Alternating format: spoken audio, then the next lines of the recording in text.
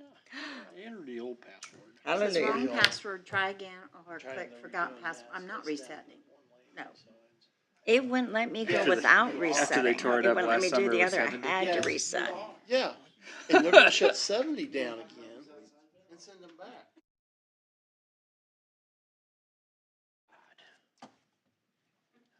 Start throwing up through See, Nicetown's horrible. Amy, don't you miss me being there? I told my husband the other day, I said password.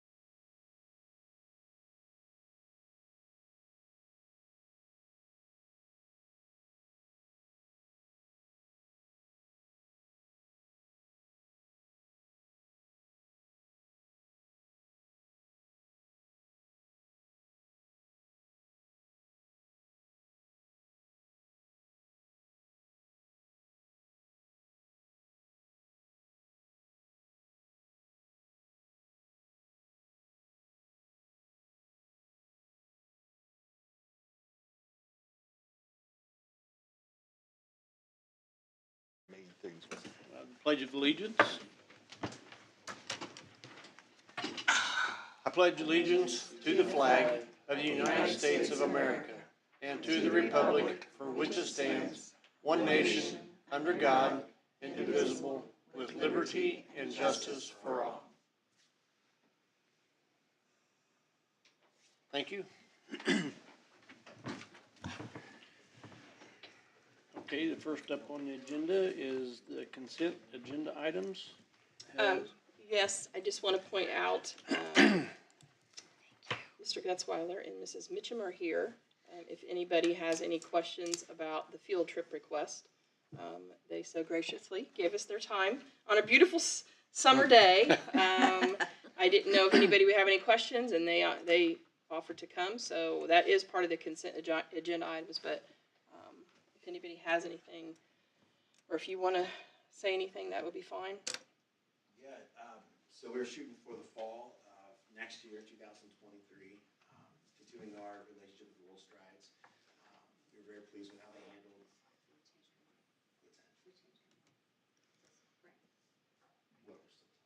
Oh, okay. Well, we'd like to go spring, if we can, because there are a couple of other options there. Where?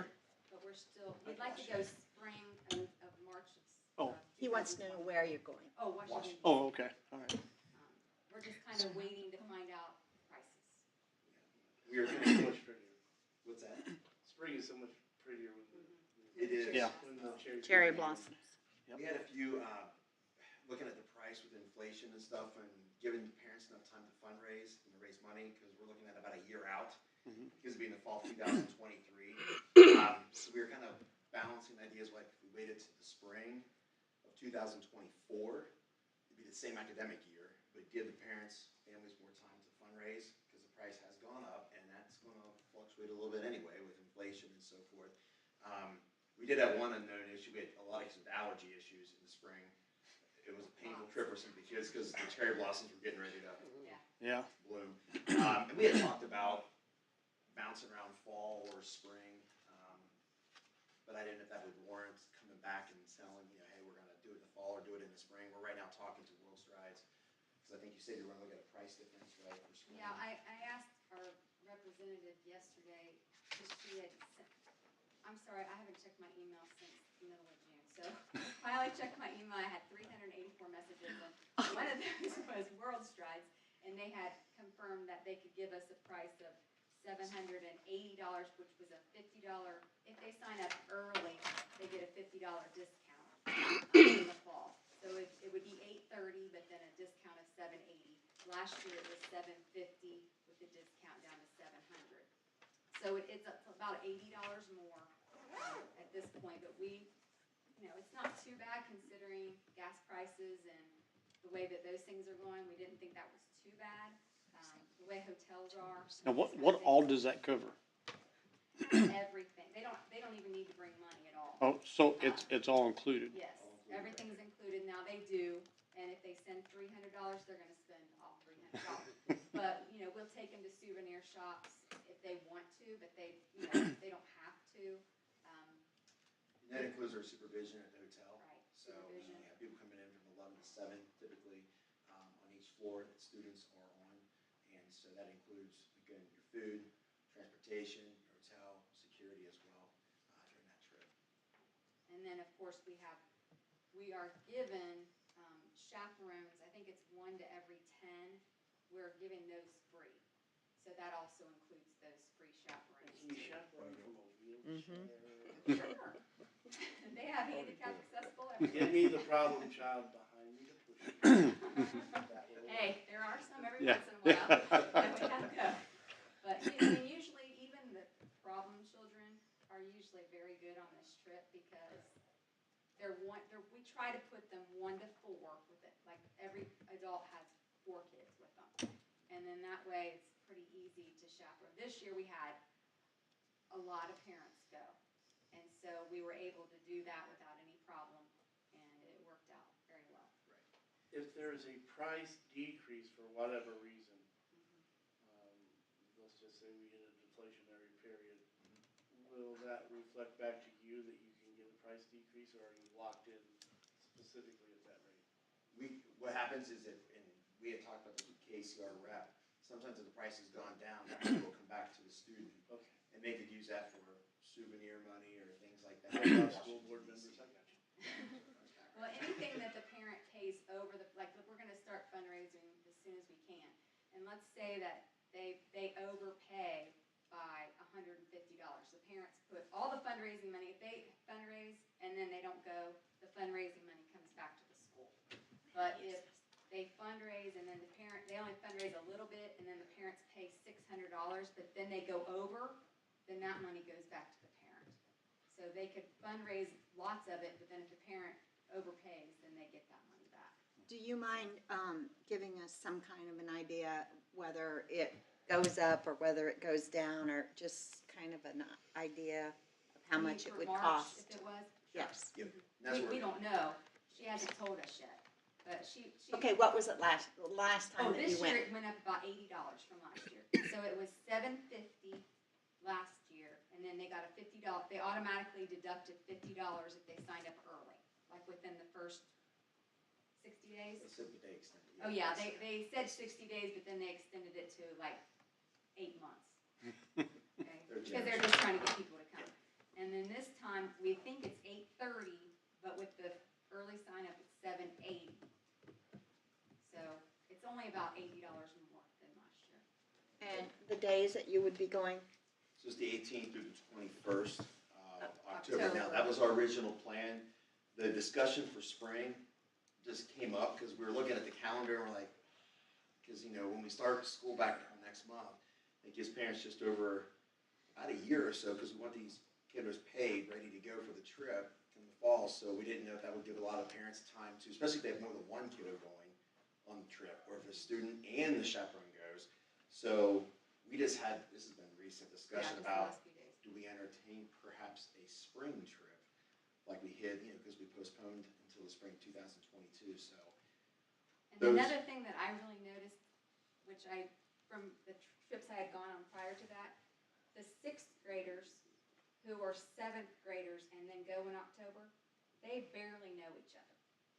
But last year, when we waited until March, they had all those months to learn new friends. And then some of them even roomed together, which they wouldn't have if we would have gone in October. So I thought that was kind of neat because they have 6 months to meet each other, become friends with them, and then, and I like that part, to be able to not just be in those little cliques when they go to DC. So I So, kind of like so that the too. spring would be 2024. Well, I have three things to say. First of all, thank you, because I know it's not easy, it's very time consuming, but it's well worth it. Secondly, I think it's invaluable to the kids because of the heritage and history that they learn, and it gives you a sense of national pride when you walk in front of the Lincoln Monument. I can't tell you how that feels, or you see the memorial wall, or any one of the monuments there. And lastly, is there a site that you have where you can just donate money directly instead of buying stuff? Because everybody hits you with fundraisers and you wind up with, candles and. Yeah, we haven't really, World Strides does have a thing that you can do that the kids can send out to their relatives that says, would you like to donate to our Washington DC fund? And if all the parents have to do or the children have to do is just send that out. And Well, I then know Grant was talking about paying, was it half, Grant? Why wasn't Gosh. Anybody else have Thank any you other very much. questions? Yes, what is the 18th through the 20th, what date? I know the date, but Wednesday Day. through Saturday. Wednesday through Saturday. Wednesday through Saturday. And one thing too that we were very impressed with, and some parents have had some concerns, especially going with DC and how the elevated climate we have right now, kind of tense. They go throughout these light of security measures to make sure if there's a dignitary coming into town or if there's some sort of a march or something happening, they go out and survey our area that right before we go, and then sometimes they may say, well, we're gonna go to this part of the city. That really hasn't happened. The president was in town when we were there in the spring, and we got rerouted that one day, but other than that, they were just looking at if there's anything that perhaps would, like with the truckers. yeah, The truckers Yeah. right that was there, on our radar. we didn't even see that. Yeah. It wasn't even an issue for us. Where do you at all. guys go when you're there? World Strides, the company you talk. No, what do you visit while you're there? The first day when we first got there that night, because we left at 5 o'clock in the morning, and when we got there, we ate dinner right away, and then let everybody just kind of calm down for a minute, and then we went on a night tour that night. The next morning, I think that's when we went to Arlington. We went to Arlington, made a lane of the Lay Reef in a Silver brief students. ceremony, the 4 students were able to do that, and then we went, that wasn't the next day, that was the day after that. We went to the Capitol building and the White House. We didn't get to go in the White House, but we had a picture stop at the White House and then the Capitol building, and then it started to rain. So we decided to kind of readjust our schedule. Anything we didn't have appointments to, we were able to change it. So we went into all the museums, the Smithsonian that afternoon. Good. We went to several different, 2 or 3 buildings at the Smithsonian that day. And then by that night, it was cleared up, so we got to go to the 9/11 memorial at the Pentagon, which is my favorite. I love that, and I think the kids really, really loved that because they could all say, well, you can tell which way if they were on the plane or if they were in the Pentagon by the way they were telling. I made my classes when we got back explain it, even if most of the kids had gone. I still had them explain, hey, what did you think about this? I'm sure you did the same thing in your social studies classes, and then go ahead with the. Well, that Friday night, we did a boat tour. We rented out a paddle boat, essentially. It's 3 stories high. We had a DJ, we had a taco bar, and it was basically Franklin County Middle School on there. And we were On on Potomac. Potomac River, 3 hours, so the kids could see the planes coming in to the national airport, and see some of the monuments in the distance, which was great. And then we ended our trip at Mount Vernon that Saturday. It's amazing. So yeah, It's so just so much you can get in, and the kids. It's really not long enough. No, No. you have to see everything. I've been No. 12 times. I still haven't seen Yeah, me everything. too. You could spend a week there and still Well, not and, see and the everything. 2 things that we're really trying to get in, and definitely want to go to Ford's Theater. This time we but because of COVID, they were only accepting small groups, Mhm. and we had 150, so we couldn't get into Forest Theater. But we're definitely going to try to get in there in the Peterson House this next trip, so that they can get in there too. We were wanting to get into the archives as well, but they had such short hours because Yep. they didn't have much help at the time with COVID restrictions and things like that, so we weren't able to get in there either. Was you able to see the Tomb of the Unknown Soldier Yes, Absolutely. and watch them? we had The guard our change? students go ahead and lay a wreath down there. That was on our That's third awesome. morning. That is awesome. It was wonderful. It was a And great the trip. kids really liked it too. Yeah, it was a great trip. We always try to put the parents' mind at ease, just because it's our capital, and when they watch media and so forth, concerns start to pop up. But World Strides, they do a fantastic job as far as going out a day in advance to see what's going on and so forth, and if they think we need to change some things, they have shared that with us several times, that safety is the utmost importance. Now, is that the only place they go? Is Washington DC or, Oh, no, or do they have go all to other places Dallas? they go. We used to go to Chicago years ago. We went to Chicago. I know that there are some groups that go different places. They go to other countries. Yeah. You don't need a chaperone for Vegas, okay? I don't know if they go there. Well, we So can. Tammy, what do you think we should do? Approve the trip and then regardless of whether it's spring or fall? Yeah, and then Yeah. we'll have a report back. Either they can give that to me and I'll keep the board informed. I think they want an approval so we can start fundraising. Yeah. I mean, there are pros and cons to both times. A lot of discussions have occurred here Yeah. recently to say, what if we do this, what if we do that, for the best of the students? Because like I said, affordability. We want this trip to be able to be afforded for these kiddos. First of all, I want to thank you for being interested in our kids to be able to do this. I know you're dead tired when you come out home, and I've done that before too. So, but thank you so much, and you know what it means to the kids. I would like to make a motion. Well, this is all consent agenda items. Oh, So sorry. We kind of diverted a little bit. We Yeah. typically wouldn't do this, but I knew that they were coming, so we just need it. Thank you very much for your time. Thank you. Thank you so much. Thank you, and I apologize for the phone. I'm phone challenged. We'll be here later, don't worry. Okay, is there any more discussion on the consent agenda items? I do have one. If you all looked at it and, oh gosh, what's her name? Lady that sits down there. Kendra? Kendra. If you notice, she put some things in a spreadsheet this time with tabs on the bottom. I thought that was wonderful. I talked to her today. That was so easy to read. Yes. And it wasn't, you turn in your laptop like this, and it was awesome. And I think that was really good. Thank you. Are you making a motion? I'll move. Anybody else? I move that we accept the consent agenda items. And Francis, Mr. Brownback seconded it. Okay. All in favor, raise your hand. All opposed, same sign. Motion passed. I'm doing the financial reports tonight. Okay, go right ahead. The education fund balance as of June 30th, 2022 was $2,658,870.65. A year ago, this balance was $1,519.49. Operations fund balance as of June 30th, 2022 was $1,891,609.87. And a year ago, this balance was $2,091,398.30. Interest earned year to date was $12,236.29, and this is compared to $8,121.63 a year ago. Any discussion? Cafeteria report?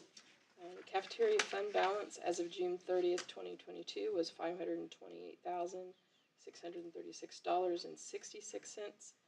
This is compared to $315,507.83 a year ago. And our latchkey as of June 30th, 2022 was $4,657.90. And this is compared to $1,921.56 a year ago. It's always nice to see the accounts going up, except the operation fund. Okay, any discussion on that? All right, celebrations? Nope, I have none. Statements from the public? I didn't look, Keith, is there anything over there? Chad and Amy, do you feel like you need to exit? Go right ahead. Thank you. I would like to go back to the donations because Aspen Acres generously donated $3,000 to Laurel Elementary School for supplies and such for the back-to-school fund. I think they need some special recognition there because they didn't do it for the recognition, but that is a very generous offer. Thank you, Francis. Yeah. Thanks for bringing it up. No statements from the public, statements from employees. We have none. Online registration, superintendent report. Toby ran our registration. We're almost at about 87% of our students that we anticipate returning registered. So that is phenomenal at this time of the year with about 3 weeks to go. Everybody will start rolling in the building in about another week. So I'm assuming those phone calls will be starting to be made home to get students registered. I know the week before school starts, we'll have in-person registration for those that need to come into the building. So we're sitting pretty good right now with 87%. I know that helps Brittany with transportation. She's able to start pulling those kids in, routing changes as we speak. So that's a positive. So When you say it's 87%, that's 87% from last year. We don't know if we have any. correct. These are just kids that we know should be returning. Okay. 87% of that number has enrolled.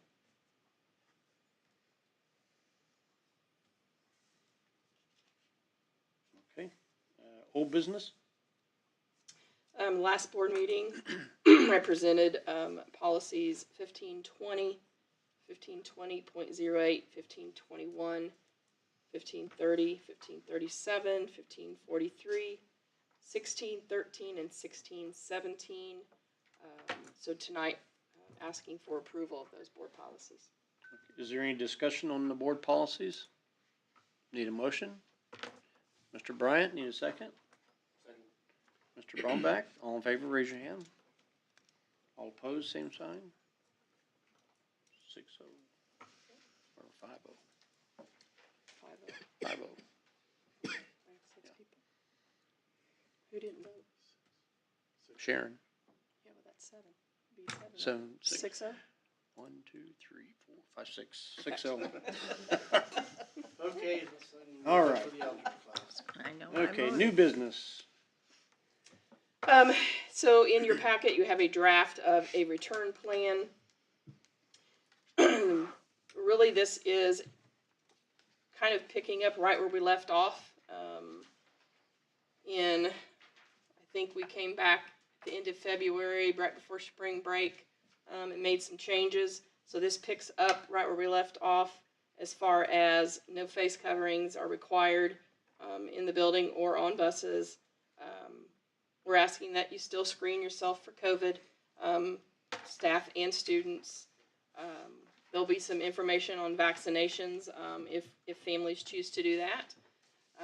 What I want to point out as part of this, so everything pre-pandemic as far as board policies regarding attendance, grading, book bags, arrival and dismissal times, all of those policies that were in place prior to will be, adhered to once school starts. So I just want to make people aware we've been somewhat lenient with attendance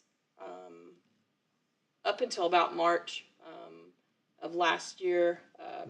Book bags were being carried in the halls and in your locker or in cafeteria and whatnot. Those are going to be asked to be put back in their lockers. Good.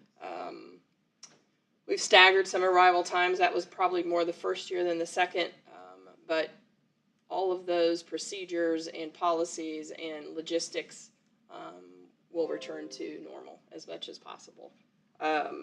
Really the only COVID piece that we have in place is if you're test positive, you will still have to quarantine for 5 days from the day your symptoms started, or you return, or your date of your positive test. And then if you're returning, you're wearing a face covering day 6 through 10. And is that if you're vaccinated or just If you're positive, if you test positive. So whether you're vaccinated or not, you're out for 5 days. Correct. If you test positive, you will have to quarantine for 5 days. Correct. We won't be contact tracing, and we will not be quarantining close contacts. So. I ran this by our head nurse and the health department. Thumbs up. We'll see how we start. And if we have to make changes, I will bring that back. Probably won't be August unless things change over the next 3 weeks. It may be more like September if we need some changes, or a special board meeting if needed. But that's how we will open up school. Is on the attendance side on re-implementing that, can you please make sure to watch that closely at the central office level? Because I know last year I think I got a few complaints on some confusion on if kids were or weren't supposed to be there. I know my kid was way over the absence cap because we were being cautious. And I don't want people to be pushing kids back if they're sick or worried about it. And I just want to make sure we're being consistent there and watching it.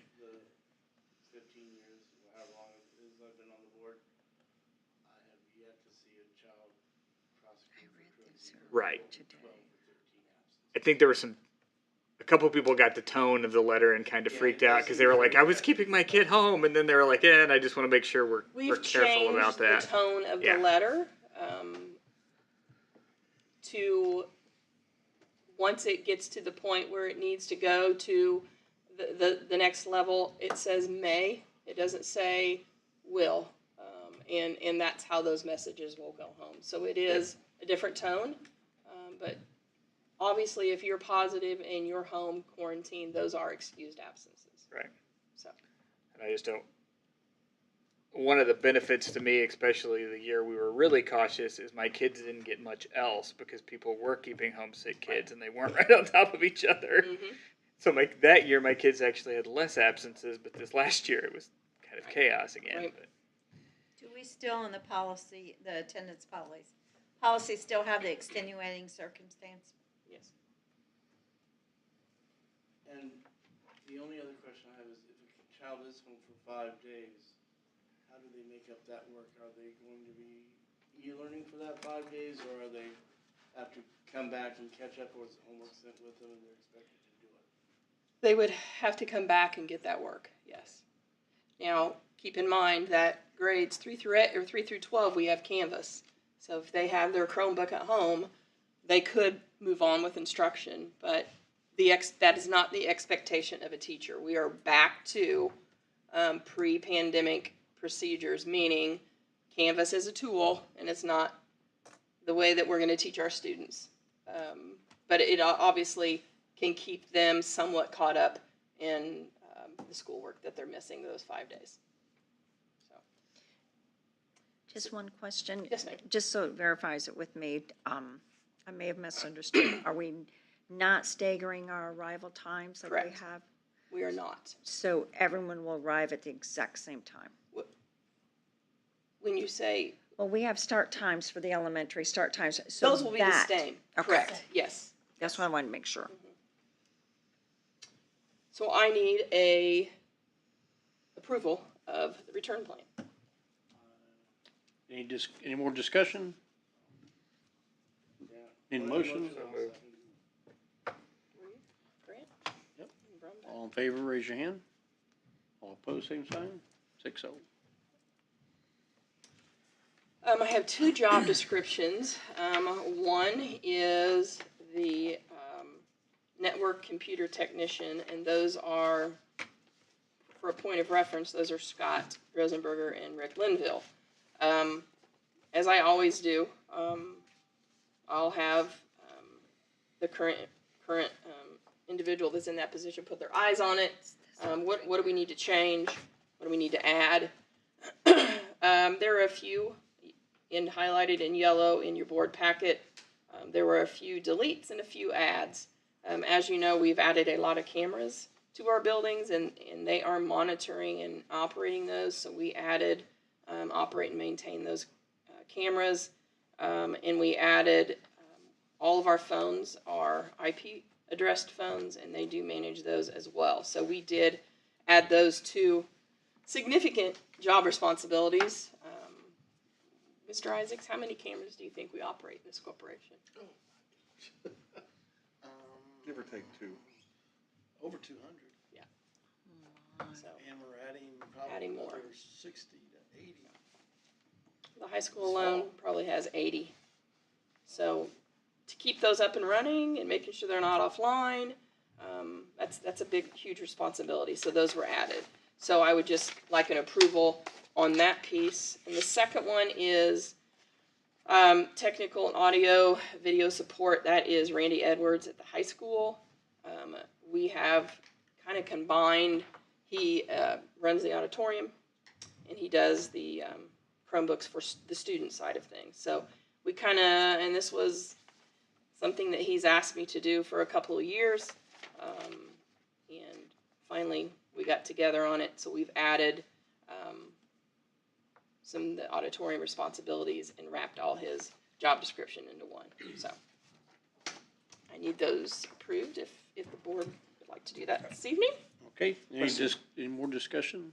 On the cameras, does that include the ones on the bus also, or this is just in the buildings? Just in the buildings. Just the buildings, okay. Exterior. Is there just one central place where they're monitored?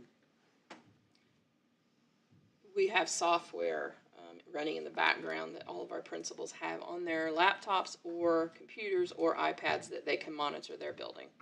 So TVs in their office. and there's yes, there are TVs in the administrative offices that they can monitor as well. Okay. And then Keith and I have access to all buildings. They only have access to their building. And we're looking at access for Our the sheriff's department. Yes. That's what I was getting ready to ask. Yeah. Okay. So I need an approval. The B. job description revision. Okay, any more discussion on? What's Huh? Is there a motion on that? No, not yet. Any more discussion on a job description revision? Need a motion? I move that we accept job description revisions. Need a second? Katie? All in favor, raise your hand. All opposed, same sign, 6-0.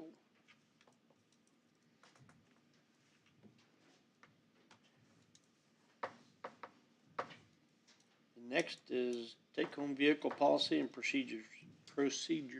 About a year ago, I took the maintenance guys out for lunch, and this was one of the things that came up.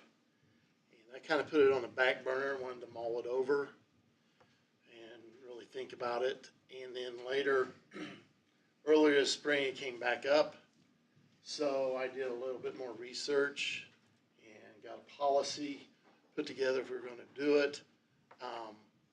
Checked with our insurance, and it's covered.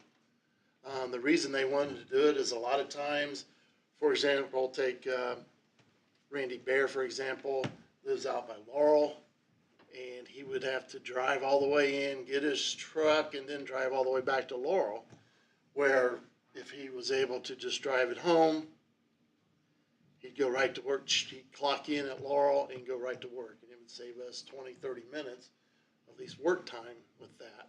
And it also provides them a little perk of being able to have that vehicle to drive in and back and forth to work.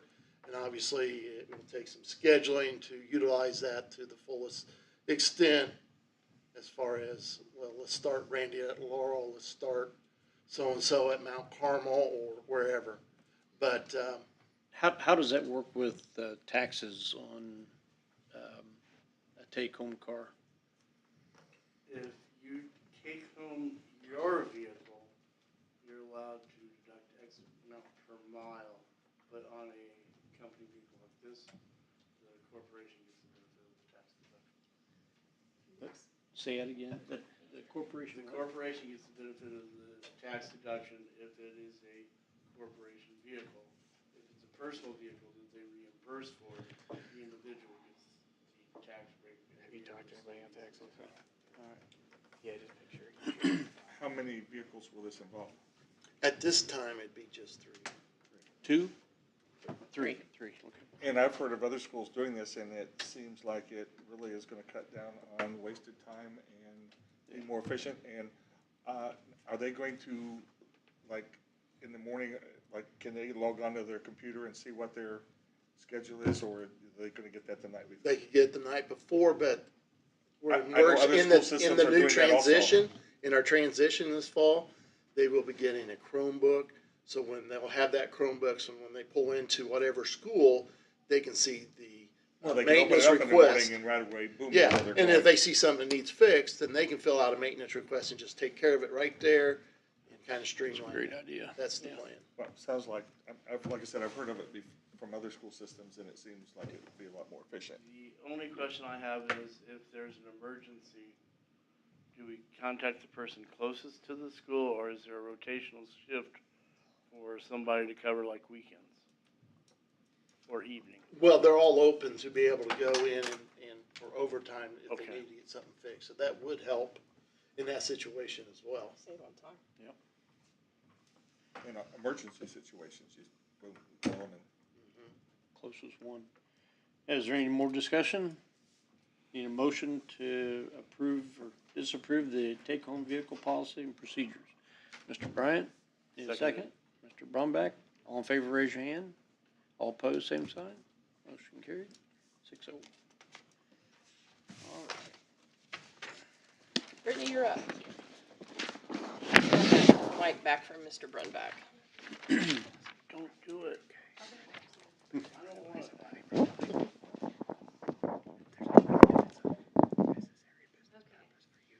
I'm trying to get the bus drivers' notebooks put together for the beginning of school, and I did a few updates. I updated the Indiana Office of School Transportation's website and put that on the front page for them. It changed a couple months ago. And then there's a section in the driver handbook where it mimics the student handbook when it comes to delivery of students and bus changes, which I brought to you guys a couple months ago. All I did was make that match identical to the student handbook. What page is that on? 14. Sorry. And then in the green is what I added, and the red is what I took out. And a lot of it was just moving it to the proper placement. And then on the next page, page 15, under road conditions, I wanted to add, when it comes to crossing road slabs, it didn't say anything about water across the slab, so I wanted to add to not cross any roadways / slab with running water going across. We're used to it just said with discretion of the driver. So it's an absolute no. Yeah. Don't cross. I wanted to make it a little more clear, if there's running water, we're not going Right. there. And then I believe that was it for the driver handbook. And then there's a contractor section, and all that was in there that needed to be removed was talking about COVID-19. If their bus was declared out of service, we wouldn't charge them to use one of our spares while their bus was being sanitized and getting prepared to go back on its route. And that was the only thing I wanted to be removed from the contractor section. And then I also have a job description change that I wanted to bring to you guys for bus drivers.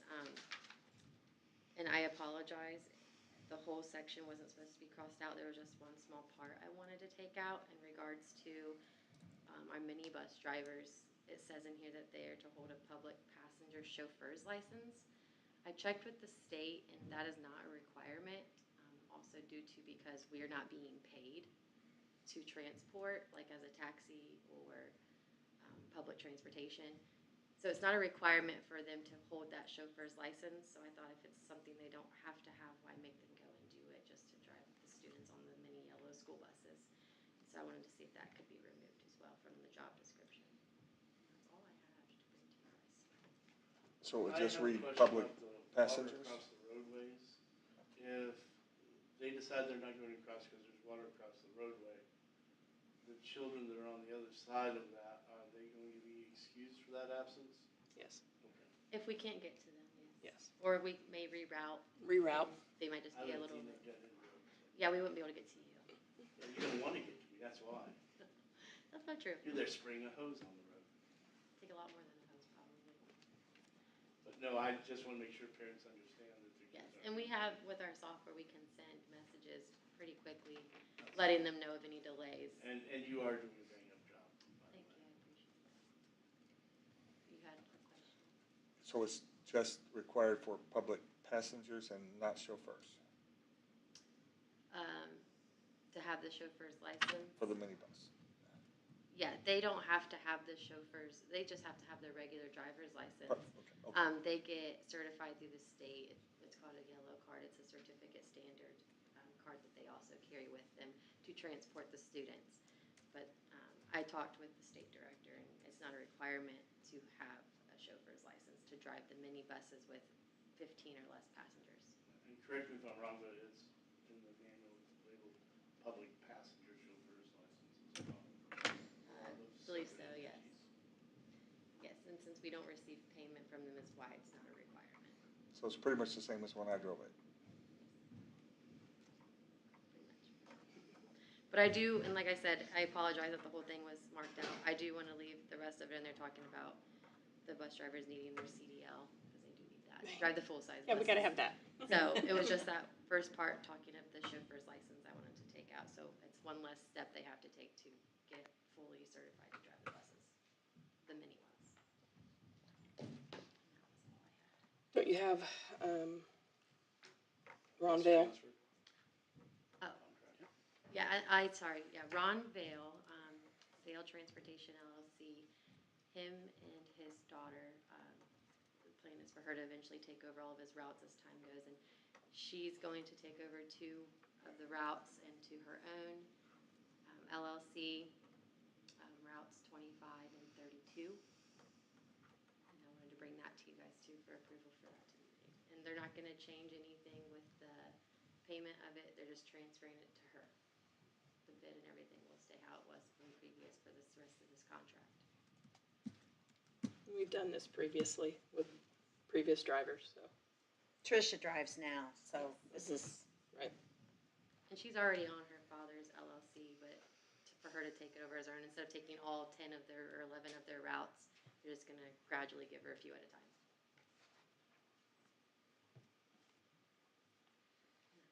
Okay, any discussion? Need a motion? Mr. Bryant, need a second? Ms. Foster? All in favor, raise your hand. All opposed, same sign. Motion carried, 6-0. Thank you, Brittany. Good job, Brittany. We have a Sun-funded update. There is a So section Kelly's that's gonna be, duplicated, that's what I was looking for. There's a section. This is kind of an action Yeah, item. since we're connecting county, Never we have to have a quick board meeting.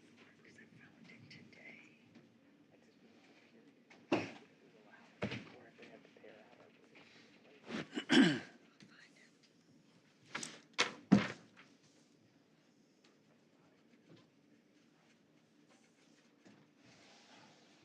guys. Turn me up here a little bit. Hello, everybody. So I turned the camera a little bit sideways, so I don't know how many people you can see, but I have, might see the back of Francis's head, maybe, I don't know. There you go. Hi, back of Francis. I know, that's the best face I have. So, everyone's here but, Mrs. Wasilowski, so the floor is yours. Okay. Good evening, everybody. How's everybody doing in Franklin County? Doing good. What was doing good until we heard about something. Well, it might not be as bad as you anticipate, so that's kind of what we're here to talk about. I mean, as Tammy, she said that she's prepped you, as soon as we started we've been working through the RFQ and RFP for several months now, but as we've kind of gotten to the final hour here with construction and financing, obviously that's where the rubber meets the road. I don't think I need to explain this to you all, and Tim can give you from a construction perspective. He's been more heavily involved with this, maybe a little bit more up-to-date scenario, but, you know, with all the cost increases and inflation and all the other things, I mean, labor costs are up, products are up, so, you know, for us, it's kind of like, we can take a look at, you know, working it through in the existing location you all have approved, and I think that there could still be a in there, but the numbers are going to be impacted.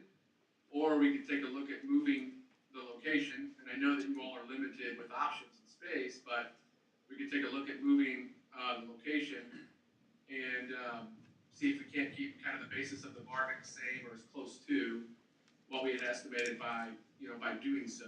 So I think it's going to be a bit collective weeks, but obviously, as you all know, the net metering deadline is passed, so we've got to, again, based on what Duke is saying, we've got to have these things built this year.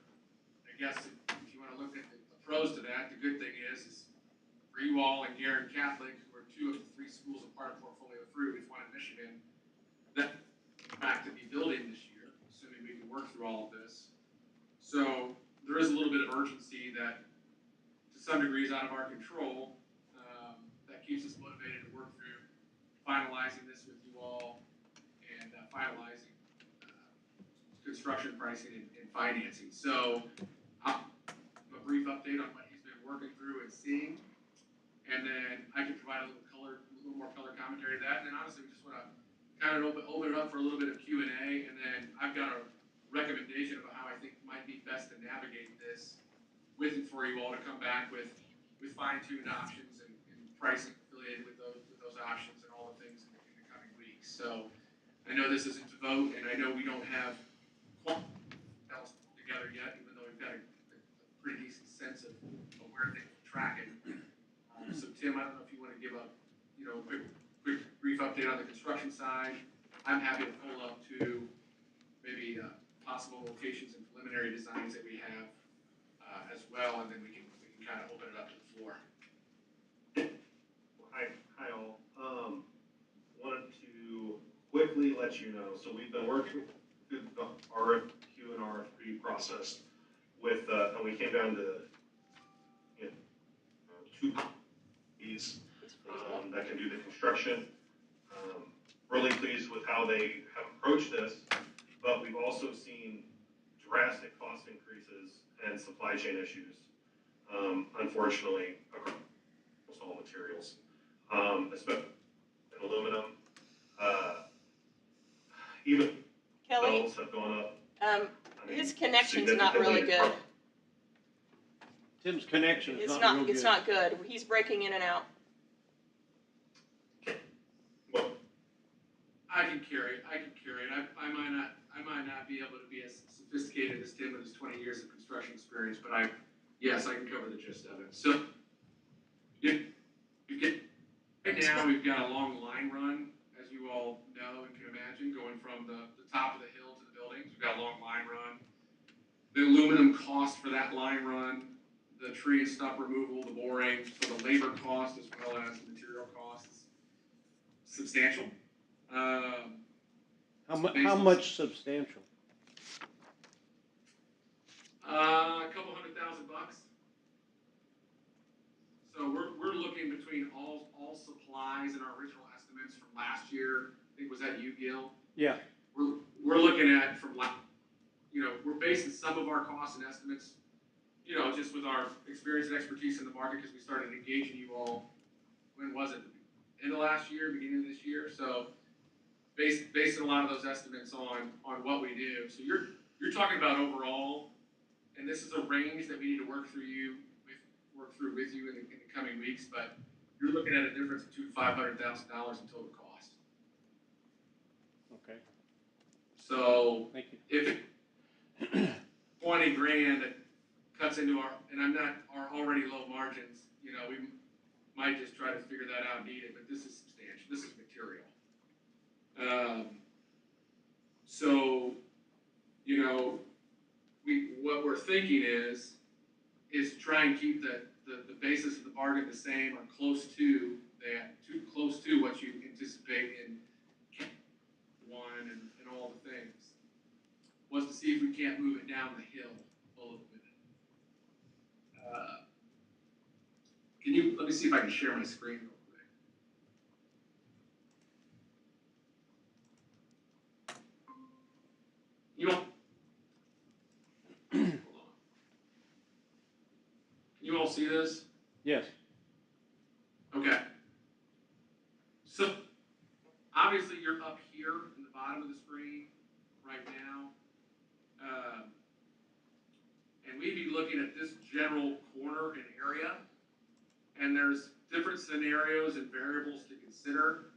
I mean, we are aware of the fact that there's I believe something that was donated, Tammy said or thought, there's Is that nature? a gazebo environmental area. That's actually one of the things we thought maybe we could possibly enhance that with a walkway and tie into that and keep that as is. Those are things we need to work through.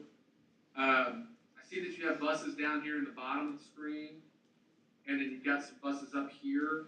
If this needs to be permanent, that's fine. We don't have to have the parking lot, just for context and so you all know. If this becomes an option you all get comfortable, the community gets comfortable with, the parking lot, our first array in Portage, Indiana, was actually ballasted on a parking lot. So it's an economical way to do it. It's actually the most economical way to do it. So if we could leverage the parking lot, that would be awesome. How high can you put the panels, Kelly? In terms of on the parking lot, Gil, or are you talking Yes. about? Yeah, on the parking lot. So they'll be lower, because if you have panels that are put into the ground, you're going to do probably a 30% give or take tilt, depending on the size and depending on the layout. You can get about a tilt on the parking lot. So you're really just putting a bunch of cinder blocks on top of a ballasted kind of sled, if you will, for lack of a better way to explain it. Maybe some of you are familiar with ballasted approaches and some of you might not be. So you just a little lip that flips out the bottom and you're putting cinder blocks on it. So you're able to compress, Gil and team, you're able to compress the cinder block, or you're able to compress the solar panels because you don't have the same shading effect that like a 30%, tilt. So you don't have to space them out as far as a result of the shading from the panels. So you can actually compress panels to get and shrink your footprint a little bit if you use the parking lot. So this is means fun, what it would look like. We obviously would maximize as much of the parking lot and then have a slightly different layout and flow for the ground. So you probably could even save some of the area to the bottom left of that screen. But this just gives you a general idea of what the footprint might look like to move all of the solar to this location. If you did not want to utilize, because again, I don't know what your all's options are. This is stuff we're gonna have to, Tammy, maybe with, Grant's been inquisitive and asked a lot of questions and worked with us and our team. I know, Gil, you have, to ask a couple of you to kind of represent the board collaboratively, maybe others on your leadership team, Tammy. We can work through with the fine tooth comb some of what the I believe are that we present with options here soon, but this gives you all a general idea of size and what we're thinking. If you wanted to avoid the parking lot, this is what you'd be looking at. It'd be minimal tree removal, but there still would be some of that you consider. I think there's a couple. I believe it's too intrusive to much, so we could, if it was going to be an issue to the neighbors, we could look at some arborvitae or something back there. If we avoided the parking lot, this would be what the other array would look like, so we can cover both the junior and senior high school and avoid the parking lot. So this would be enough you could consider. Obviously, that doesn't take up too much of Wildcat Lane, frontage, but it is a different layout, and you are taking up some green space there, so things to consider. But this just gives you a sense. Kelly, can you on that one picture that showed it was to the south of the parking lot? Can you bring that back up? Yes, sir. Okay, can you have part of that right there, but move some more panels behind the buses? And possibly around the top of it? Yeah, but, so, Gil, are you talking about, so just so we're, comparing apples to apples here, Gil? When you look at, how do I explain this? When you look, don't do that. When you look at, this, Gil, this is inclusive of both buildings, okay? Uh-huh. When you look at this option, this is assuming we can't use the parking lot and would take both of these layouts for both buildings. If that makes sense. And this is just a ballpark estimate. So the short answer is yes, we could move some of what you see here to the parking lot and then use what's behind it. We might a little bit of spillover into these trees or into this green area. Again, if we wanted to keep it back off of Wildcat Lane a little bit. Again, crew, there's gonna be a few things to digest here, and you're just learning about this now. So I don't wanna dismiss the fact that there's things to consider and questions to ask, but we wanted to give you all a sense of what we're thinking and what some possible options could be. But these by no means are fine-tuned, and that's what we gotta collaborate with you all on a little bit.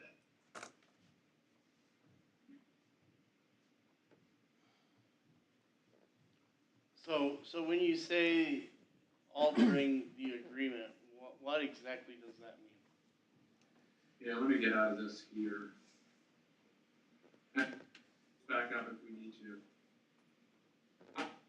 Question? Yeah, when you talk about altering the agreement, what does that exactly mean? Yeah, so, I think, Francis, the main thing to consider when altering the agreement is, if we need to, move the location, and if it impacts any kind of sizing, or if it changes any of the numbers, we would just have to amend that. I mean, the same conditions and getting it developed within a certain time frame, the production guarantees. I mean, all the main structure of our relationship and partnership we're building and the solar relationship would not change. You're just gonna be talking about, location, sizing, and numbers affiliated with that. Okay, so the cost or production are not going to be affected for us? So, what I'm saying is, here's where the challenge and the issue has come. If we leave it on top and need to run along line run, the material affiliated with that line run, and the equipment needed for the tree removal, stump removal, the labor affiliated with that, plus just some of the general changes in the market for steel and all the other things, it's going to be substantially higher. The cost would go up and your savings would reduce if we stay on top of the hill. So If we go to the, what kind of reduction are you speaking of here? so, maybe about this, and I've done a little bit of I don't think it would be advantageous to share that just yet, because I think we actually would want to collaborate with your team a little bit more and educate you in parallel. But if you stay on top of the hill, you could reduce it to maybe a little bit of savings year one, or maybe slightly a loss in year one. I don't want to say a number, but it's not going to cost out the project, but be thin to, you might not cash flow till year two and pay it back in year three. If you recall, your forecast is to save about 17 grand, give a little bit more, maybe 17 grand in year one between the two projects. Get close to, I think we could hit that number or be within $2,000 to $5,000 from that number if we move it down. Don't play on these numbers because we need your feedback. You might say we can move it down but we can't afford all the green space. That could cut into it too, which would be some of your feedback and buy-in. But size the same, Francis and team, and we moved it to the. Our hope would be that it's still very lucrative in year one, and we just got to change location. If we hit the top of the hill, it's a material enough change to where you're still going to save millions of dollars, over 30 years at the top of the hill, but be an impact, right? And then, you're going to have to flow it in year two, and maybe it pays itself back in year three, or however the cash flows shake out. Again, we need to work with you all and our partners in real time to get the final number, but that indicator, if you will, as to why we want to have. So just to reiterate what you said, we need to evaluate you moving the field and the impact it'll have and what the public believes, as well as the cost impact, and we won't know that until you get back with us on that.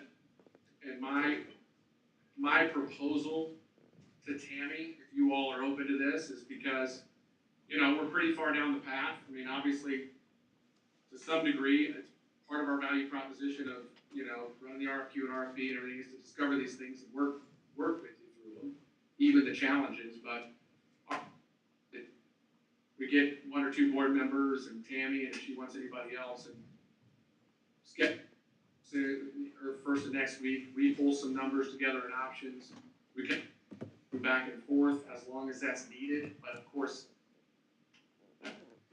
as we can, because of some of the timelines we're up against, and then get options and that we feel confident in. We want to manage your expectations well. We don't want to give you something now and change it in 2 weeks and change it in another 2 weeks. So our hope would be we can work through some of the challenges as they've come in, and then everybody still feels excited and comfortable with the overall value proposition going forward, and we can amend and go. That would be our. So what I'm hearing is, and correct me if I'm wrong, what I'm hearing is it would still go forward at the current site, but it would be advantageous if we considered an alternate site.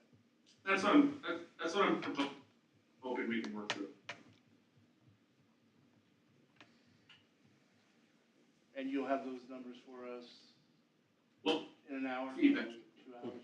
No. 2 hours. Well, numbers, I mean, trust me, you guys, I hope you can appreciate this. This is a major strain on us too, because we've got 2 other schools. Fortunately, Guerin Catholic kind of came to the party late, and that's also a little bit more straightforward deal. So they're kind of things okay. Well, I know the inflationary costs are just enormous right now. They are. And you couldn't predict how much there would be. They are. I mean, it's real. I mean, there's certain advantages we have about, maybe we told you all this before, there's certain advantages we have about doing smaller projects. There's some labor that frees up, to come work with you. There's sometimes you can find panels, but to just flat buy the panels across the board we need for all the projects and everything else with the partners that we're working with, it's in the long run gonna be cleaner, simple, and better to just blanket do the same deal, and they're just higher. I mean, it's just a challenge. There's no way around it. Kelly, what's the time frame we need to act on this? 1 week, 2 weeks? Tammy asked me the same thing. I know you're motivated just like we are. I hate to say we need it tomorrow, but best interest, if we can get everything pulled together, clearly spell it out for you all, at least the smaller group, and then we can share that with the larger group, and you all can start to digest it, and then I guess it would be a special board session, Tammy, I don't know, but then we, assuming all that goes well in the next week, then we pull everybody together as soon as possible thereafter, so maybe within another week. In an ideal scenario, we'd be kind of priming your council as well, which we're interfacing with Brian on other deals. So he's actually ended up representing IPS and Guerin. So I mean, he should be able to plug back in pretty quickly. But our hope would be, weeks if it's possible. That would be ideal. Okay. that just gives us an idea of the urgency that we have to do something. Appreciative of the fact you all represent the community. I'm appreciative of the fact that this is a change, sensitive to that. So I don't want to just say, let's just go and make a quick decision. However, every day and every week that delays, all of these pieces fit together in our puzzle. So we're constantly having to have all of these updated communications with partner parties and everybody else. So just the sooner we can have all of the schools, aligned and amended, better. We're built for 2 schools at our public, but we've got to move 2 schools from land to roof. So we're also navigating those variables in this portfolio as well. Fortunately, that's all going to be doable, and leadership is aligned there. Thank God. Otherwise, we'd have other challenges to consider. So the deal size and everything the same for all the schools as of right now. Their savings is going to work out about the same by making that move. So we're hoping that you all could be in that same boat or close, and then we'll navigate accordingly. All right, Kelly, just reach out to me in the next 48 hours, and hopefully I'll have a team together for you, and we'll go from there. Okay. Sorry news, but let's keep our minds open and collaborating. We'll work through it together. Okay, thank you. See you, Kelly. Thanks all. Thanks. All right, thanks all. All right. See you, Tim. Bye. What a good looking guy you have as a representative. That's the way to get people to watch it. Oh, Francis. I know, I'm humble. I don't know where they were calling from, but man, Mars. It wasn't very good. no, it wasn't good at So- all. So my question is, who are you going to select as a team to evaluate what's going to happen? I'll take volunteers. I want to be on it. I'd like to be on. Grant? Yeah, I can. That's all we can have, our 3 board members. Correct. Wait, but I want to, no, Tough. Am I allowed to ask a question? You can ask anything you want. Well, I'm always cautious anymore. I thought I had the picture in my bag. That's why I was looking for my notebook, so that I could see the drawings that I had the last time. And that was harder for me to see from there, so I was drawing out where the parking lots were and the green space he's talking about. The parking lot that he was looking at that was the largest, and it was strange geometric figure, is which parking lot is that? isn't that Where the buses overflow are at. lot? The overflow. The overflow. Mhm. That's what I thought. There's 2 places that the buses park, Right. right there at So what maintenance happens building. to the buses that are in that overflow? I don't know. They drive And- around with solar panels. Keith, when are they scheduled to be at the overflow? Paving it, Mm-hmm. week or so. We have it in the schedule to pave that. So, And it's, I think we've. that's your, you gotta save that I know, area. I know. I mean, if you do ever do I don't field want house to or use a the parking gym, lot. you're I gonna don't take wanna your use the parking parking, lot. and you're gonna have to have that parking across the road. Yes. Plus, we Correct. park Yeah. buses in there too, Yes. and I don't want to use the parking lot. graduation, and Yes. I don't need that. Our That was flat my ground question. is a Yes. premium, and I Yeah. can't see giving any of it up. So then the green space that he was, am I allowed to Behind ask that another parking question? There's a green- tree line. How much do we own up plus the here? drain That's ditch. what I thought. I just had to make sure I was seeing Bad the flood. pictures correctly. You know how that feels. It's right there at the edge. That includes the drainage ditch that he's saying too, Yeah. which is, this spring and early summer, We Yeah. really the use amount that. of water that goes through there What? is substantial. And he was saying that it was going to be an additional, with the increase on materials, it was going to be an additional $500,000. That's if we stay up top. Right, Well, Correct. possibly. He's guessing at that Yeah. number right now. But he'll put some numbers together. I'll reach out to the 3 of you and schedule just a meeting. Once he gets the numbers, and we'll go from there. Okay. Okay. All righty. Any more questions on it? to lose that. All right. Board policy. Board policies, yay. We've got a few. 1619, all it's saying is that the board will have a group health insurance plan, which we do, that covers minimum value under the Affordable Care Act.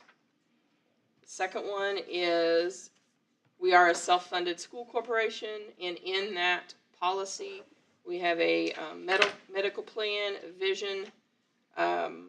We do have flexible spending account options, and we do have a health saving account option. And all of that is run through our benefits coordinator. There is no name there, so we wouldn't have to come back and revise that policy.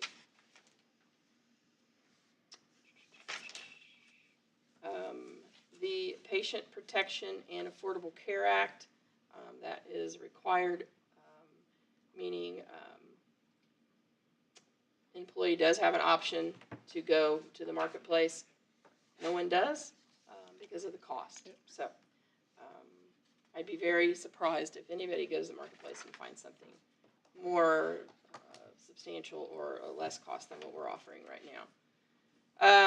The policy 1623, it's the section 504 ADA, prohibits discrimination against individuals with a disability. It follows the same format as all of the previous policies that we have approved, meaning it will define, it'll have definitions, it will list who the compliance officer is, which is the director of operations. It will have the procedure as far as the investigation and the complaint. It will always have an informal procedure first, meaning if two parties can come together and discuss it informally and come to a resolution, that's favorable. But there is a formal complaint process or procedure if that mediation, so to speak, doesn't work. As in the previous policy, the decision, if it gets to my level, the decision of the superintendent is final. Privacy and confidentiality is required. There is disciplinary action, could be a possibility if somebody is found guilty of discrimination. There is a retaliation clause, just like in the other policies. Education and training. We just did back in June, all the administrators and counselors, we did a 4 or 5 hour training on 504. So we do training. We will keep all the records. We'll retain all those at the local level, and those would be documented, and we would not destroy those in any way. So that is on discrimination because of a disability, or 504. Yes, ma'am. I have a question. This is about the children, or is it about the staff? Either. Okay, if we have a staff or a person that has a disability, pre-existing condition, we can't be held liable for discrimination. I mean, the insurance will. I mean, I think. How does that work? I would think they're referring to if they're hired and we would discriminate and not promote or not give them a position within the school because of that disability, they could file a complaint. Okay. Or if they become disabled during that time, yes. Okay. And we pass over them, or we retaliate, or take away a privilege, or something in that manner. There is a process for a complaint. Now, you said there's a retaliation clause. What is that? Probably if you are filing a complaint against a certain individual, that individual cannot retaliate against the person that's making that claim.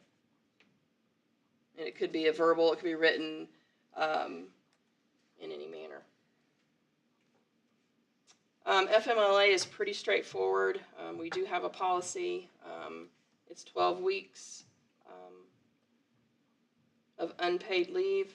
If they do have leave days, we do allow individuals to use that so they can get paid. That process is ran through the benefits coordinator.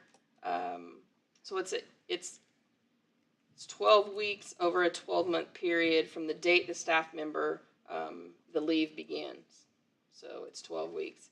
There have been certain circumstances where we would extend that, but the majority of the time it ends after 12 weeks. We do have a few occasions where we would do intermittent. That is more than likely that individual is caring for a family member. So there are days when they can be at work, and there are days when they have to be with that family member to take care of them. So we do have some individuals that have taken intermittent FMLA as well. What is the appeal process if there's someone who is denied FMLA? Let's see.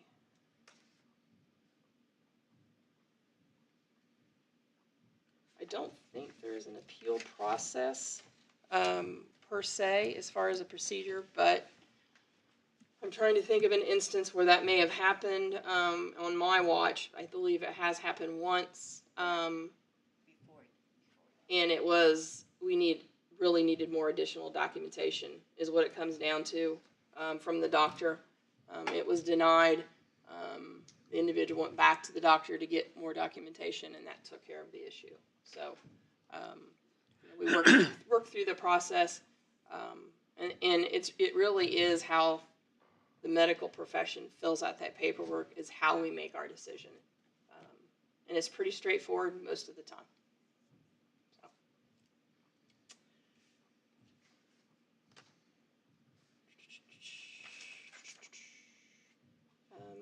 1662, anti-harassment.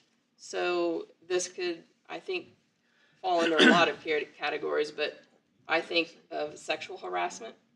And it's the same, we're going to follow the same procedures as we have on the previous policies as far as the definitions, what sexual harassment is, and there's all the way to letter M of what that could mean. And we're going to also talk about behavior that could be harassment because of race or color or religious status, national origin, disability harassment is thrown in here as well. Once again, the compliance officer is the director of operations. There is a retaliation clause in this as well. Does yes. it address bullying? And from my personal standpoint, I don't know about anyone else, but I think in the last 10 years, with social media being what it is, bullying has become more prevalent because when you go home, you don't get away from it. So it's full time. So is bullying included in there? And what recourse do we have to deal with people who ignore that situation? I believe we'll have a separate policy on bullying. Okay. Fair enough. Okay. And recourse, if it's an employee, the recourse is termination. If we deem that the complaint is valid. Informal and formal process as well. So is there a zero tolerance policy for somebody who ignores that situation? Or is there a period where you deal with counseling or awareness issues? Because sometimes they may not be overly aware that was bullying. That was bullying, is that what you said? Yeah, that it might not be,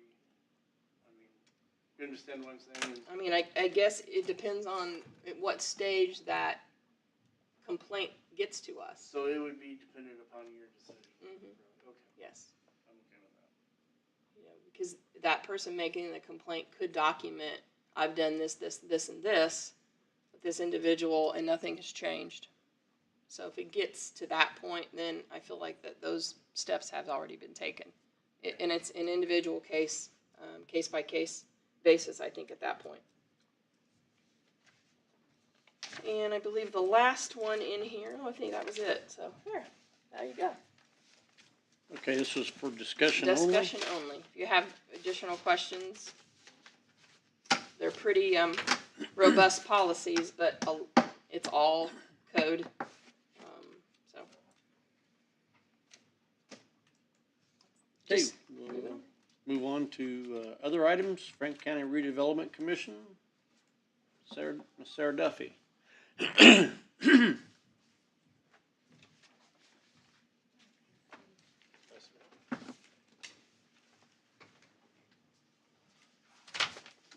her that microphone, please.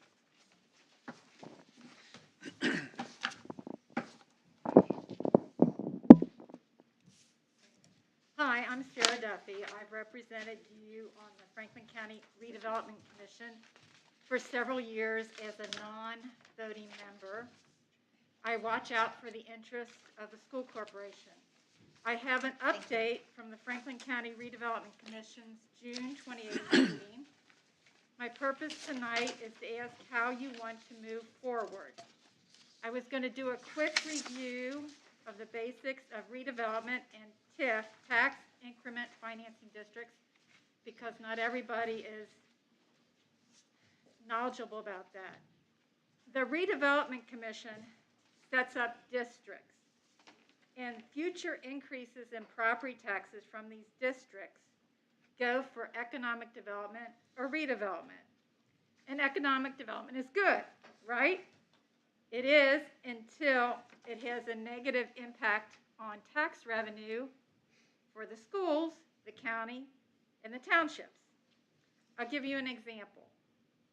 There's a 6-acre farm field on State Route 101 that paid $90 per year in taxes. It's currently in the redevelopment district. The new medical office building is being built right now. A guesstimate is that the new taxes might be $50,000 a year. But the schools, the county, and the township are frozen at $90 per year for the rest of our lives, 25 years or longer. The tax increase of $50,000 will go to the Redevelopment Commission to spend on future economic development. And that's the second page there. You have a little chart. It sort of shows how increases in tax revenue are going up on the yellow line, and you at the school and the county and the townships are staying flat, level, where the orange line is. So those who are in favor of economic development will tell you that the schools never had this money and will not miss it. Economic development will bring more people here and more children. That's good. More children also mean more cost for the school district's operations fund. And you have watched the operations fund at times go in the red in recent years because that money is the property taxes. Well, what happened in the June 28th meeting? The Redevelopment Commission wants to make it easier to scoop up many more properties into redevelopment districts. Instead of each landowner having to opt in with a written consent, the Redevelopment Commission wants to remove the current guardrails and simply what they call draw boxes around large tracts of land in the county. Mentioned was 40-acre parcel, where I don't know. So imagine if these boxes covered the major roads across the county, US 52, State Route 1, 229, 121. Now there was no talk of such a large expansion at the June 28th meeting. However, in the past, there have been discussions about expansions. And I want to show you a county map. And this county map has the current redevelopment districts in orange. They're sort of right in the core in the middle of Brookville. There's a little down in Batesville. There's sort of spots a little bit here and there. Now imagine if we make it easier to connect the dots. We connect all those orange dots and we move out along the major highways and we take the properties there, commercial business properties, and as they expand, the schools are frozen. So, anyway. Okay. So, in 2012, when redevelopment started, the county commissioners put 4 guardrails on redevelopment. The other 3 guardrails are proposed to be removed too. That deals with eminent domain, bonding, and buying properties. But the main concern I have for the school district is how easy it will be to scoop up a lot of properties. Tomorrow at 10 a.m., the commissioners will be asked to take off the guardrails and to make it easier to expand redevelopment districts. So what can you do? I propose that the school board ask the commissioners to protect the revenue for the schools. The commissioners should require a pilot, a payment in lieu of taxes to the schools for the property tax money you would have received if these new properties were not added to new redevelopment districts. Tell the commissioners, don't strangle the schools. The commissioners can agree to freeze the future property tax money going to the county for these new districts, but don't strangle the schools.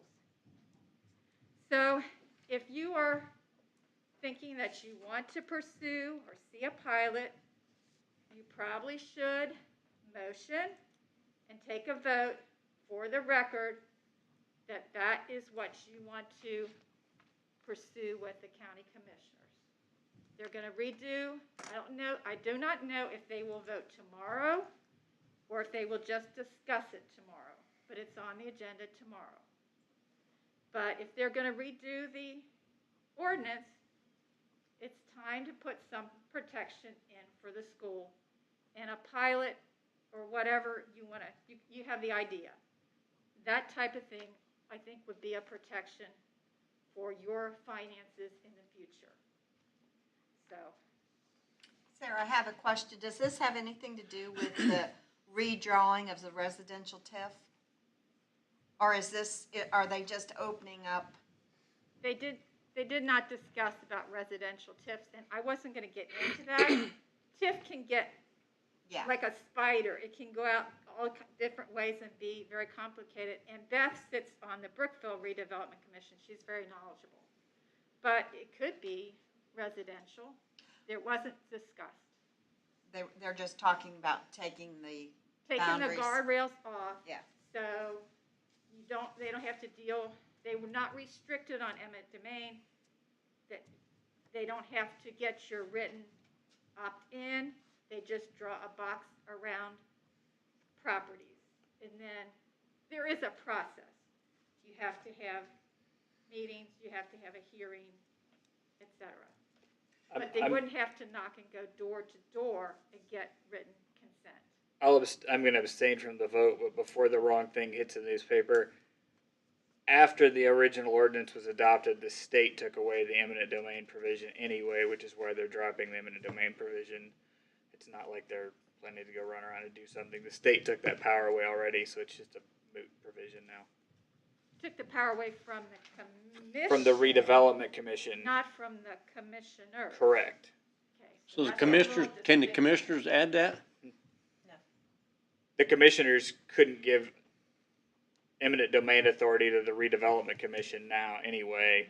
At the time the ordinance was initially adopted in 2012, redevelopment commissions did have the ability to enact eminent domain. There was still strings on it, but the county took it off. Subsequently, state law changed and made that moot because they took it off anyway. I mean, if the commissioners wanted to do an eminent domain in conjunction with the project, they've always had that ability, but it would be back with the elected officials and not with the redevelopment commission anyway. I just didn't want somebody to think that they were running around trying to get eminent domain, because they're not. It's moot under state law at this point. Okay. They can't anyway. But I guess my question is, let's say the field that Sarah spoke of, they decide to make that a tract of their TIF. Can we go ahead and do that?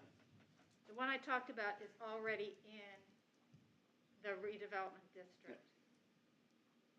So if we had foreseen that, it would be beneficial to the county and taxpayers actually to have an incremented rate of redevelopment commission gets a percent of that, and so does the county. I think that's what she's talking about, Francis. That's the pilot program? Yeah. Sarah, since they're voting at 10 o'clock in the morning, It's on the agenda. I don't know if it's on the agenda to discuss. I do not know if they will vote it. how would you think the best way for us to make that known that, a letter, someone from us Well, first being of all, there? I think you have to decide as a board what you want to do. Well, If it's you too late for us wanna- to speak at the meeting, is it not, Grant? Yeah, we could draft up a letter and have it sent over, couldn't we? One of you could go in person, or you could ask me to speak, but I would be on Zoom. We can't speak on the issue, can we? What do you mean? Isn't there a process to get on the agenda? No. No, that's the town. Yes. So I can filibuster for 3 days? All right. I might kick you in the shin or something. You might have to sit there for 3 days. That may interrupt me. Move it. I think that what I was coming to the board to say, how do you want to move forward? Is this something where you want to have a motion and a vote to go on the record that this is something you want to I think we need do? to go on the record in some form or fashion, because there's substantial revenue lost to the schools, and I understand the idea of building the TIF funds are going to generate more people coming to the area, but that's sunshine and rainbows for the present day value dollar. And we have inflationary costs to deal with as a school corporation, so. I disagree with that. We would never get that. We wouldn't see that money. Well, if TIF wasn't there, we would get it. You would? Yeah, Yeah. so, Well, you would get the county would get some, the school would Right. get some, the township Yeah, would but get what they're some. saying is, you didn't have the money in the first place, so well, your budget won't be affected. That's what they're trying to say. But I know it what they're does trying to affect say. it. I know what they're trying to say, but if It TIF does wasn't there, affect we would get some of it, yes. How does the board feel about the pilot program? I think we should do the pilot. I'm still not wrapping my head around all this. Terry, go back to what Sarah said, if this will help you. With that lot up there on 101, for that lot, they were getting $90. Yep. After this building's gonna be built, that tax amount is gonna be, what did you say? 52,000. That's a guesstimate. Right. Next So, door, so that's gonna go is in like- that redevelopment money to use for economic uses. So what we're trying to do is stop this from happening somewhere else in the county. For example, if there's a new housing area going up, or, another company comes in. We could still get a share of that, Yes. that money. Well, see, they've always said that they wanna build their pot bigger so they can share it. Well, now they're going to build their pot bigger, but if we sit here and do nothing, then we're not gonna get a share, Yeah. our share of the pot when it continues to get bigger. I agree with Beth. I think we need to look into that pilot program and And I know you're in a very compromising position, Grant, but do you have any thoughts? My thought would be to get somebody like Palmer or Nick Lawrence here to talk in more detail about TIF. there's a lot of complexities here, such as what's going on with the property tax situation at Reed, such as the town's TIF district and things like that that just aren't even coming into the discussion. So I think you're acting on very small amounts of the information. You're I mean, right. if you think you need to make a motion for tomorrow, that's fine. Or if you think you need to make a motion that if you would ask for them to wait until somebody comes back, something like that. But I mean, the town doesn't have these restrictions already, and the town has taken a huge chunk of tracks already. The housing TIF's a different thing as far as bringing in housing, and there's a lot of complexities with the Reed tax situation for one in particular. But that would be my thought, is get somebody like Nick Lawrence at least to zoom in or something to talk about the nuances of it, if that's the direction you want to head. But we Well, won't see- be able to do that tomorrow. You won't be able to do it by tomorrow, no. But see, Brookville, as you said, Brookville, we're looking to redistrict or the residential TIF. So we're gonna bring more people in. But that's beside the point, really. We need to deal with 10 o'clock tomorrow and what we wanna do with 10 o'clock tomorrow. If they don't know whether they're gonna So, discuss it. Or what I'm hearing Well, you say, Grant, is just maybe send a letter over to them and tell them to hold off on that until we I can- guess you could say if you vote tomorrow, this would be our thought right now, but we would like more time, so that way you're covered either way. Okay. Whatever your vote is right now, but you would prefer to have more time to discuss it. That's pretty wise, because you could say, you know, we would like to contemplate this more with a better financial opinion. And one commissioner's not gonna be there tomorrow, I know, so I don't know if they'll vote or not. So if like Terry takes out another commissioner, then there's no vote at all, is there? Yeah. Now, Sarah, can you go over that pilot program again? Just so Well, I'm clear on it. Okay, payment in lieu of taxes. So instead of the county commissioners drafting an ordinance, well, the ordinance as it stands now, all the increase in taxes goes to economic development. The county's money, schools' money, township money. Pilot payment in lieu of taxes is don't give away the money for the schools. We want a payment made to us that is the amount of money we would have received had you not put this property into a TIF district. See, Rick, they are required to send us that note, that letter every Right. year. Right. Which they already have. Yeah. And I'm sure That's- you would have that's to not have this your letter. attorneys to draft all the information. She's talking about something the town doesn't have. There's like every landowner has to sign a document on a TIF. I'm talking Okay. about the redevelopment. Right, you're When talking they about send that letter the and saying we're not return of gonna excess share you- assessed right. value. Yeah, that's a different thing. So, I'm a numbers guy, I need some help here.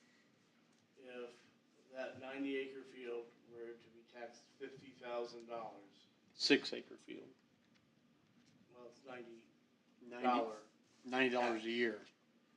$90 tax field gets a $50,000 rate, what would you expect the school to receive if we did the pilot program? The What full we would- amount what of we the would- 50,000, or- Well, it'd be the figure of what the township takes out of it, what the county takes out of it, and then what the school would take out of it.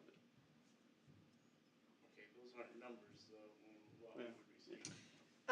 Grant, can you tell, and you might not be able to tell us this, but are they, for Reed to take on that building up there, did they give them any tax incentives or, Were there any abatements involved? yeah? At the time, there's not an abatement, and I'm not sure exactly what's public or what's not, but the tax situation up there is very unsettled. So based off what your proposal, what would the numbers look like off that $90 to $50,000 increase in taxes? Because Chase is certainly gonna want some of it. Am I wrong on that? Yeah, they would want some of it, yeah. So. Well, the what are you commissioners could give proposing away, to- the commissioners could give away the county share. We're just saying, don't give away the school The school share share. on all the other properties that are gonna be in a future expansion. 'Cause that's the goal right now, is to make it easier to expand the districts. But I can't give you a number, Francis. It would be like, what share of your property tax Yeah. bill at home There's goes a to the formula schools? for that. I know, but I don't want to say.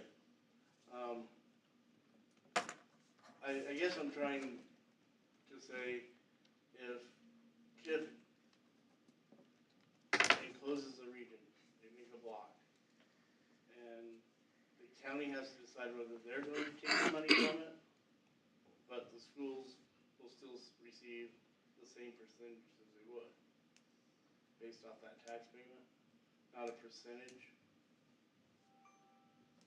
It would depend on how the pilot was worded. Because I think that we need to kind of share to grow. What are your thoughts, Tammy?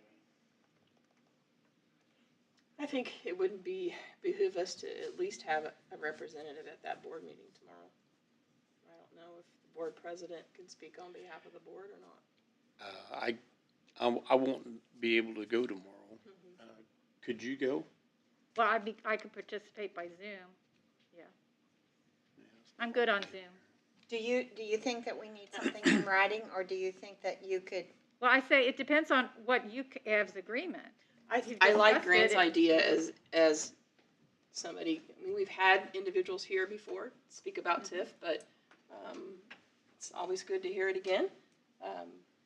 So I think that might not be a bad idea if they're willing to, I'm sure we if could they were get gonna Mr. vote. I'm sure we could get Mr. So Palmer. your proposal, I don't want to put words in your mouth, Brent. Your proposal is to propose that or postpone the vote so that we can gather more information from better sources. I think we're Is at that that point basically what you're based on discussions that we need more information.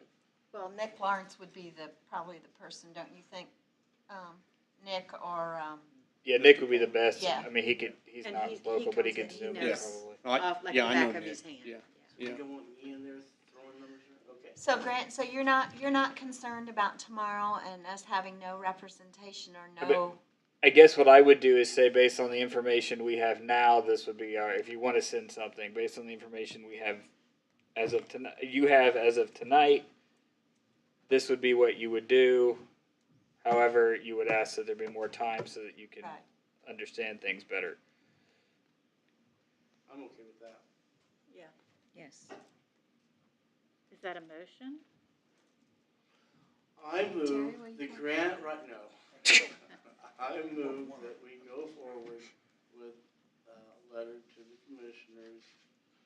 This is really short notice though, because it's 10 a.m. tomorrow, but that we write a petition to them saying that this would be our proposal, what Sarah has, as of the information presented right now.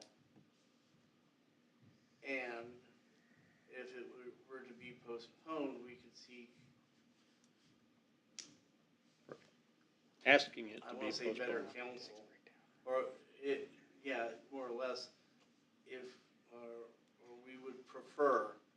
Is this a petition or a letter of Just a concern? letter. Just a letter of You don't concern? you don't mean petition, do you, Francis? Because you said petition, but, we're concerned about the situation. I don't know what another word for thesaurus is, so I can't help you. Okay, so how do you guys want to word it? Let's word it out. So Grant, really, if they decide, regardless of whether we put our opinion in or not, if they decide to vote on it and they have the commissioners there, we're not gonna have a say into what they do, correct? We still can't don't tell know. them not to vote. I mean, legally, they can vote on Right. whatever they want. Right. We yeah. can ask them Right. not to. Right.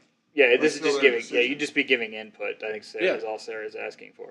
Mm-hmm. I mean, Sarah is our representative, and Well, I can And- speak to them and tomorrow on she is- she Zoom. can speak on behalf of the So board. what you want them to say is, if you're gonna do something now, we would like you to consider a pilot, but we prefer that you hold off Until until we we seek have more a time to information. have some more discussions. And better Yep. counsel I like Yep. that. through the finances. Okay, so,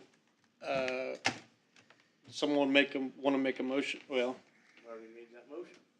You wanna, okay. We are- On Francis's motion, we need a second. Can you run it Can by we- me again, No. please? Yeah, we need that motion again, because I think we've changed course saying Sarah is going to speak on behalf of Well, the if- board. I move that Sarah speak with the following passage. Go ahead, Sarah. Say what you That- want to say. That wasn't your motion. You wanna vote no on the first motion, I vote no, and then I'll vote yes on this one. Well, we have, is there a second on his first motion? I withdraw the motion, which you can't do, but. Okay, it died for lack of a second. Now, you wanna make a The motion? motion is that Sarah will speak representing the school board, asking the commissioners to delay their vote or consider a pilot program if they go forward.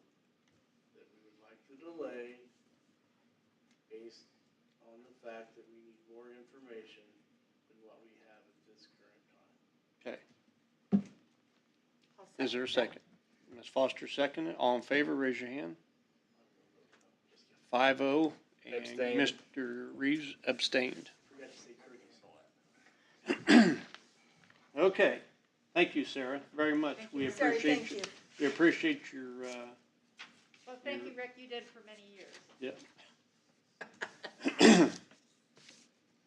Okay, legislative updates. None. Nothing? Okay. I do wanna say something.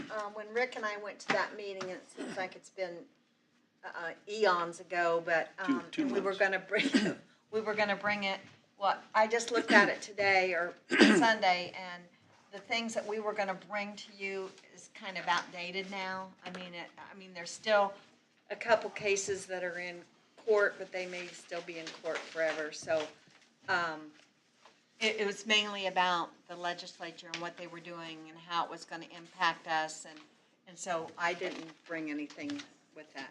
Yeah, it, by the time it gets there, it's already kinda outdated anyway. Okay, future agenda requests. Okay, none, recognition and acknowledgement, none. Thank you, and thank you for all that's listening.